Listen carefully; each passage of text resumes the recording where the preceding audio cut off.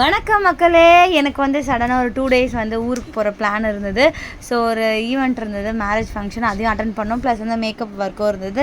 So அதனால் வந்து ஊருக்கு நான், அம்மா, ஃபேமிலியில் ஒரு சிலர்லாம் கிளம்பி போயிருந்தோம், அக்காங்கெல்லாம். ஸோ அங்கே போயிட்டு காலையில் வந்து சென்னையில் இருக்கும்போது தான் ரொம்ப நேரம் தூங்குற மாதிரி இருக்குது.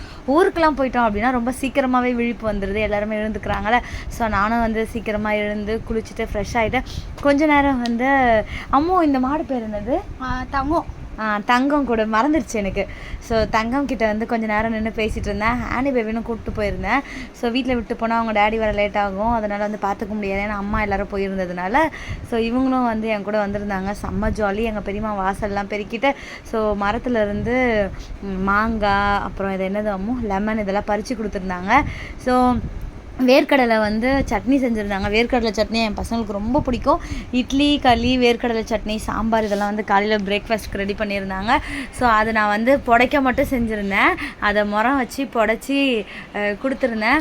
ரொம்ப சந்தோஷமாக இருக்கும் ஊருக்கு போனாலே அப்படின்னா வந்து பயங்கர ஹாப்பியாக ஜாலியாக வந்து ஒவ்வொரு நாளுமே போவோம். ஆனால் ரொம்ப நாள் ஊரில் இருந்தால் சுத்தமாக இருக்க முடியாது. மேக்ஸிமம் வந்து ஒரு 3 days வந்து ஊரில் ஸ்பெண்ட் பண்ணலாம். ரொம்ப நாள் இருந்தால் நம்ம வீட்டை ரொம்ப மிஸ் பண்ணுற மாதிரியே ஒரு ஃபீல் இருக்கும். எப்படா வீட்டுக்கு வருவோம் அப்படின்ற மாதிரி தோணும். உங்களுக்கு வந்து அந்த மாதிரி தோணுமான்னு மறக்காமல் சொல்லுங்கள். தேங்க்யூ. சப்ஸ்கிரைப் பண்ணுங்கள் மக்களே எங்கள் சேனலை.